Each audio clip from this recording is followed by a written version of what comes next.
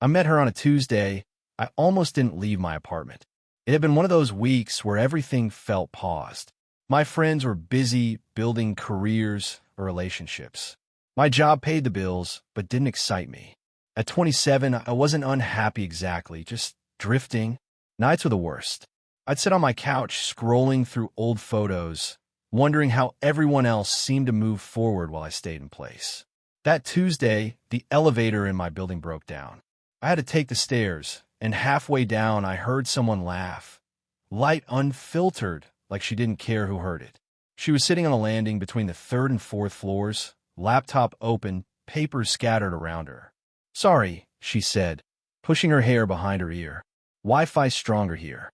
It was such a strange place to work that I laughed before I could stop myself. "I thought you were hiding." "Maybe I am." That was the first thing I noticed about her. She answered honestly, even in jokes. She was 25. I learned that 10 minutes later when we were still standing there talking about nothing. Her name felt soft when I said it out loud. She had just moved into the building 2 weeks earlier. New job, new city, new start. I remember thinking how brave that sounded. We ended up walking to the coffee shop across the street. It wasn't planned. It just happened. The kind of thing that feels accidental, but isn't. She talked about how she wanted to work in nonprofit management, how she cared too much about things most people ignored. I told her I worked in product design, that it was stable. I didn't tell her I wasn't sure it was what I wanted forever. There was something steady about her. Not loud, not dramatic, just present. When she laughed, she leaned forward slightly, like she didn't want to miss the moment. When she listened, she really listened. At one point, she asked, "Do you ever feel like you're waiting for your real life to start?" The question caught me off guard. "All the time," I said. She nodded like she understood that answer deeply. That night, back in my apartment, I realized I wasn't thinking about work or my empty fridge or the quiet. I was thinking about the way she tilted her head when she asked that question. I told myself it was just a random connection, just a neighbor. But the next evening, when I accidentally ran into her again by the mailboxes, I knew I was already curious in a way that felt different. And when she smiled and said, "Hey, stairwell guy," I felt something shift inside me, small but real. I didn't know it then, but that was the beginning of our realistic love story. The kind that doesn't explode into your life. It settles in slowly. And I had no idea how much it would matter. The first bonding moment happened 3 days later. It started raining while we were walking home from dinner. We didn't run. We just kept walking, letting ourselves get soaked. She took off her shoes and carried them, laughing as she stepped into puddles. "You're going to regret this tomorrow," I said. "Probably," she smiled. "But not right now." That became our rhythm, choosing the moment. The second was quieter. A Sunday morning in my kitchen. She wore one of my oversized t-shirts. I burned the toast. She pretended it tasted fine. We sat on the floor instead of the table because the sunlight hit better there. No music, no phones, just the hum of the fridge and her shoulder against mine. The third was when she showed me her favorite bookstore. It was small, independent, tucked between a laundromat and a closed bakery. She walked me through her favorite authors like she was introducing me to old friends. That was when she told me, softly, "I'm scared of staying still." I looked at her. "What do you mean?" "My parents stayed in the same town their whole lives. Same jobs, same routine. I don't want to wake up at 40 and feel like I didn't try." It wasn't dramatic, just honest. I told her something I hadn't told anyone, that I sometimes felt invisible in my own life, that I worried I'd settle because it was easier. She didn't try to fix it. She just held my hand. That's when comfort settled in. Our routine formed without discussion. Wednesday dinners, Friday night movies, Sunday grocery runs. She'd text me home every evening around 6. I started keeping her favorite tea in my cabinet. We weren't intense. We weren't chaotic. We were steady. But once when we were lying in bed, she said, almost casually, "If I ever get a chance to work abroad, I think I'd take it." I smiled. Yeah, even if it's scary." I said, "That makes sense." And I meant it. But something in my chest tightened for a second. I ignored it, because what we had felt too good to question. The first small disagreement wasn't even really a fight.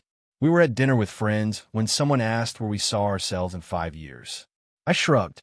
hopefully promoted, maybe thinking about buying a place. She said, I hope I've lived in at least 2 more countries. The table laughed lightly, but on the walk home, the silence felt heavier. You want to leave? I asked carefully.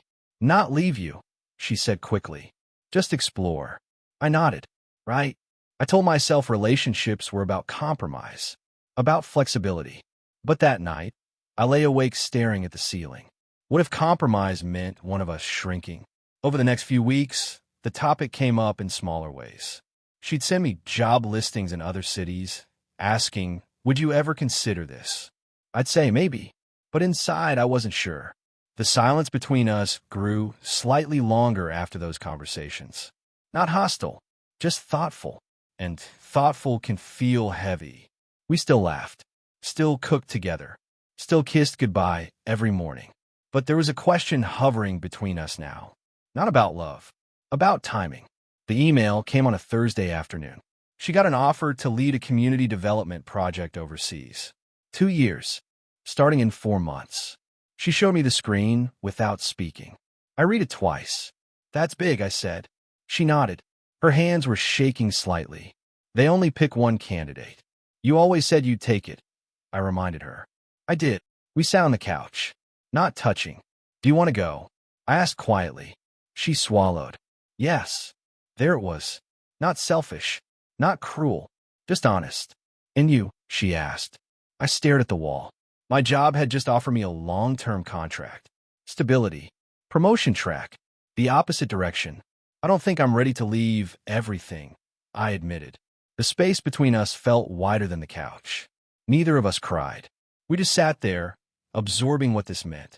Love wasn't the problem. Life was moving, and we were standing at different crossroads. We didn't decide anything that night. We just sat in the quiet. After that, everything felt slightly off.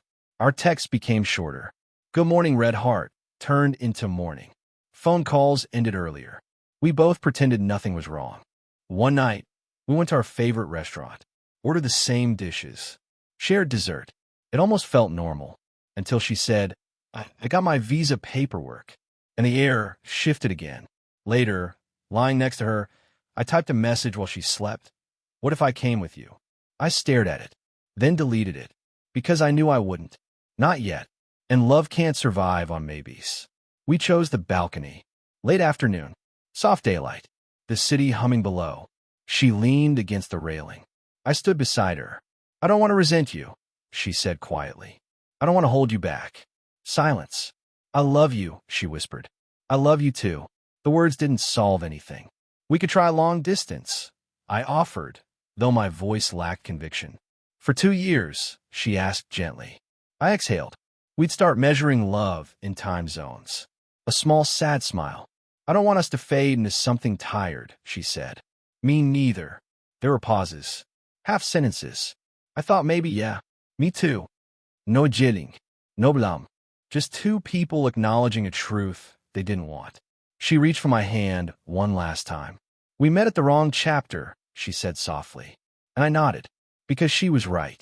We held each other longer than usual. Then she whispered, thank you for loving me when you did. And that was it. She left in September. The apartment felt bigger, quieter. I threw myself into work, took the promotion, started therapy, started asking myself why stability felt safer than risk. Months passed. We didn't stay in touch, not because we were angry, because we were letting go with love. I started traveling for short projects. No sin permanent, just enough to feel movement. Sometimes I think about her when I saw bookstores or stairwells. Our romantic breakup story wasn't dramatic. It was mature. It taught me that an emotional love story can be real and still not last. That right person, wrong time isn't an excuse. It's a reality of relationship timing. We weren't growing apart because we stopped caring. We were growing in different directions. And that's harder. Now, at 28, I understand something I didn't then. Love isn't just about finding the right person. It's about meeting them when you're both ready to walk the same road. And sometimes you aren't. We were right, just not ready. And I'll always be grateful we happened exactly when we did. Because some realistic love stories aren't meant to be forever. They're meant to change you. And ours did.